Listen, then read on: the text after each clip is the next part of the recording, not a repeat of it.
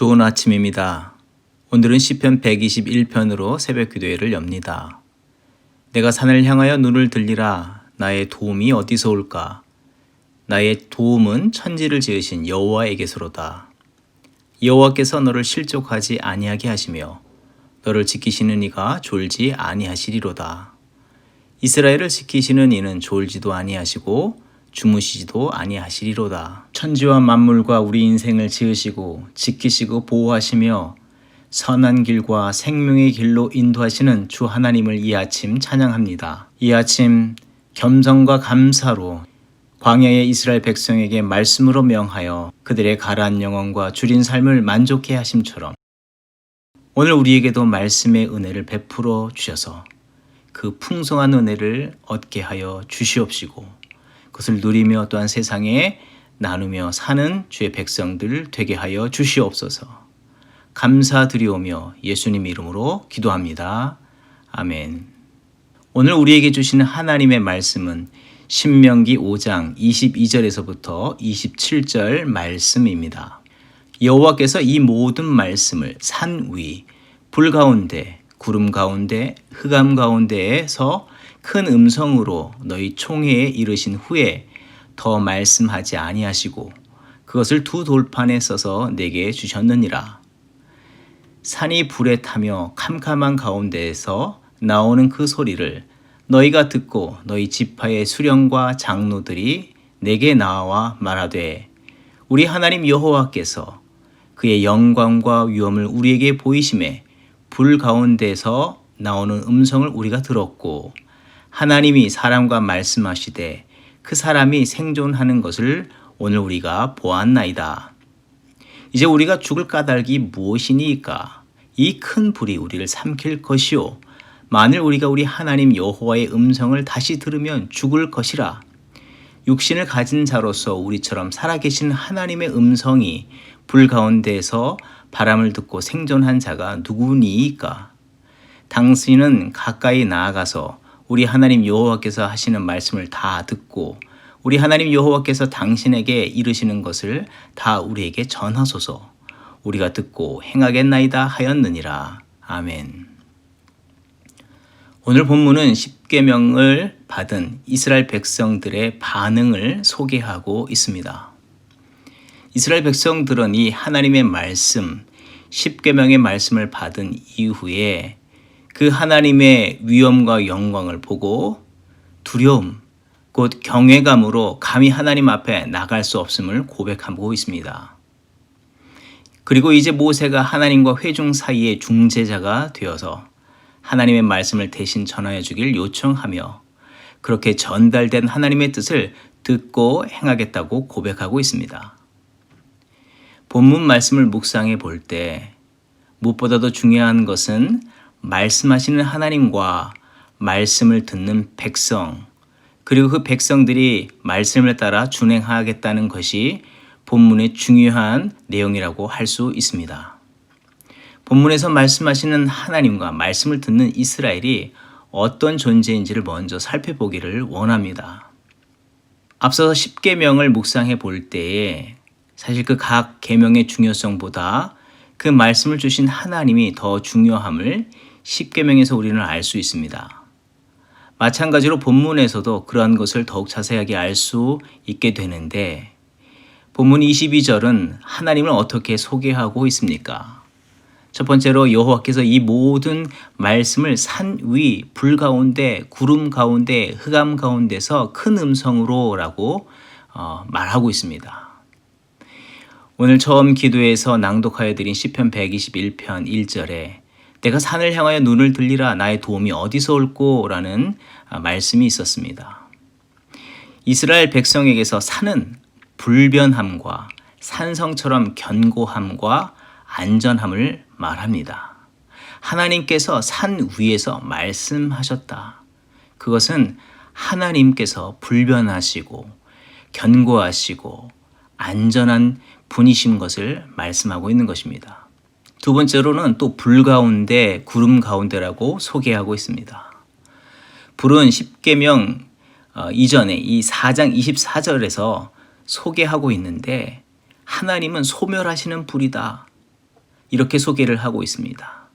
소멸하는 불은 무엇입니까? 거짓과 불의를 태우시고 온전하고 정결하게 하는 의미를 갖습니다.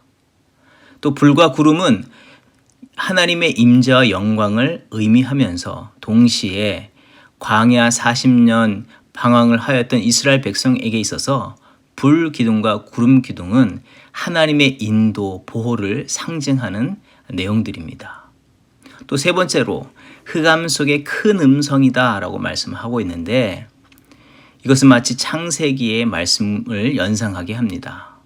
창세기에서 혼돈하고 공허하고 어둠의 깊은 가운데 있을 때 하나님은 큰 음성, 말씀으로 천지를 창조하셨는데 그것을 떠올리게 합니다. 이것은 온 세상의 창조자요, 주권자가 곧 하나님이심을 강조하고 있다고 이해할 수 있는 것입니다. 곧 이 10계명을 묵상할 때에 하나님께서 주신 각 계명의 중요성보다 더 중요한 것, 더 집중해서 볼 수 있는 것이 하나님이라는 사실을 성경은 우리에게 다시 한번 인식해 하고 있다는 것입니다. 비록 우리가 직접적으로 보고 또 만지고 경험할 수는 없지만 하나님은 이런 상징을 통해서 그의 성품이 어떠하심과 그의 위엄과 영광을 확인할 수 있도록 또 실제로 존재하신 하나님이신 것을 우리에게 알려주시고 계시다는 것입니다.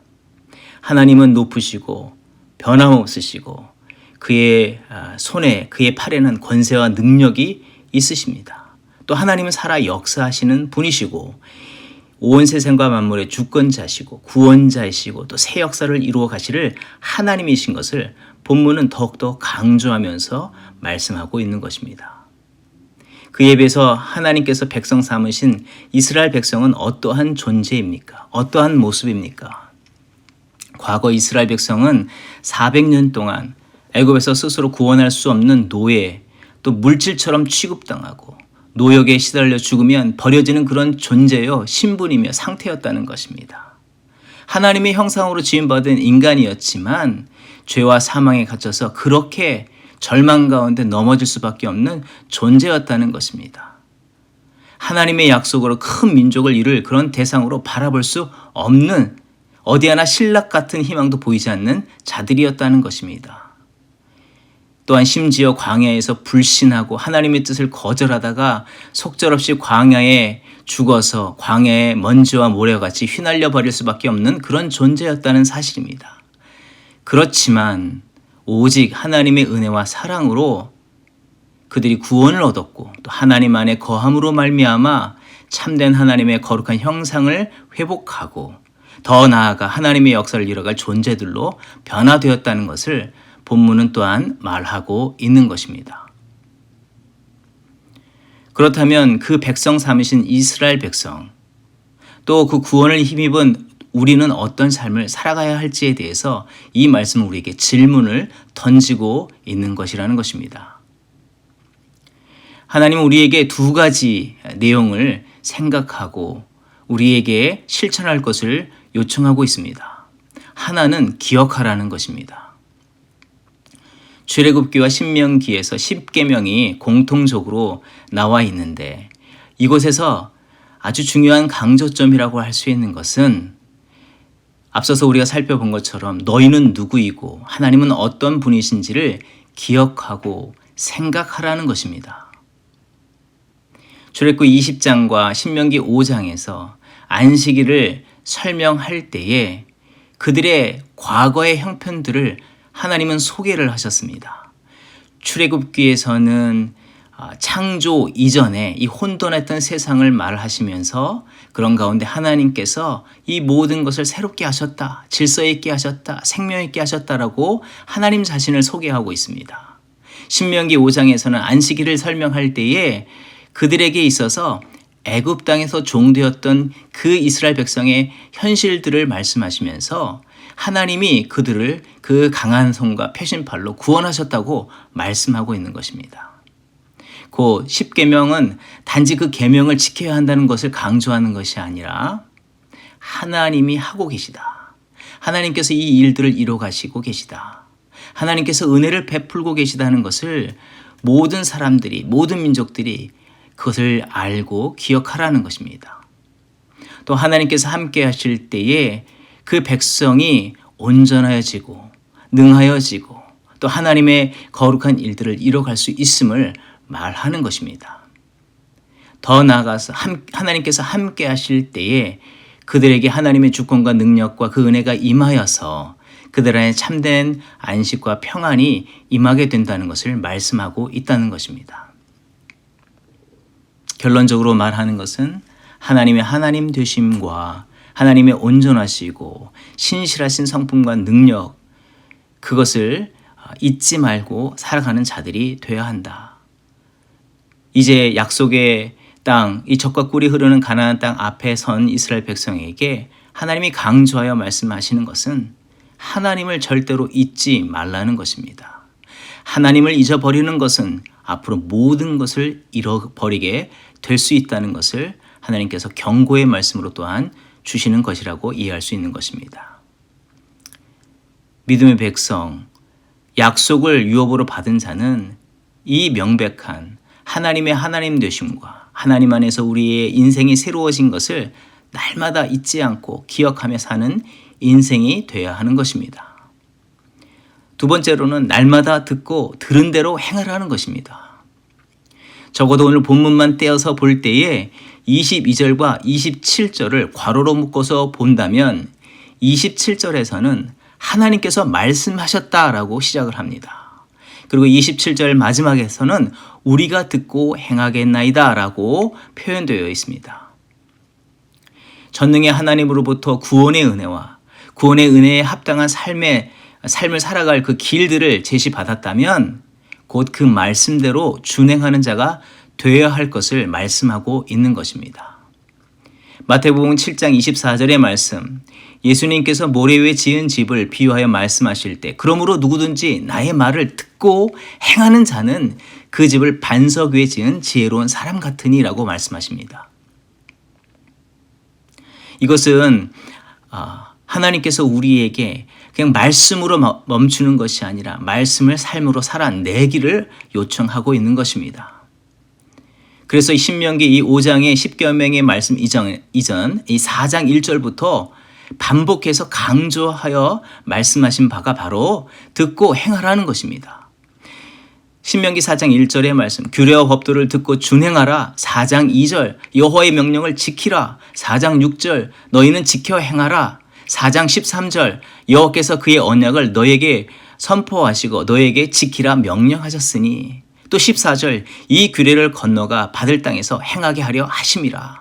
40절에도 또 5장 1절에서도 오늘 본문에 이르기까지 지속적으로 강조하고 계시는 말씀이 바로 들은 대로 행하라는 것입니다.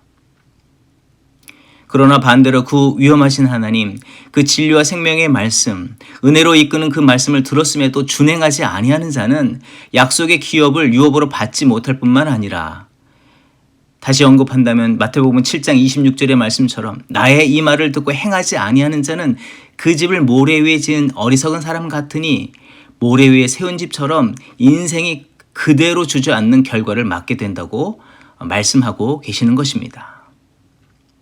하나님께서 십계명을 주신 이유는 다름 아니라 하나님의 그 은혜의 유업을 얻는 자가 되기를 원하시고, 또 그 은혜의 역사가 우리의 그 삶을 통하여서 온 나라와 민족과 온 세대에 흘러가게 하기 위함이라는 것입니다.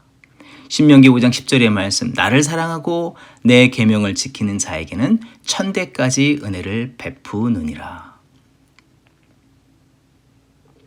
하나님의 은혜로 그 형상이 회복된 이스라엘, 그리고 오늘 우리는 하나님의 거룩한 사명을 받은 자로서 그 뜻에 순복하고 행하는 자로 살아가야 할 거룩한 책임이 있는 것입니다.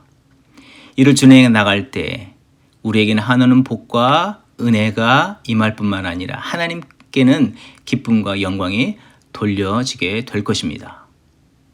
또 그러므로 믿음의 삶을 통해서 열방에 하나님의 은혜의 역사가 흘러가는 이 새 역사들이 이루어지게 되는 것을 우리는 믿음의 눈으로 바라보게 되는 것입니다.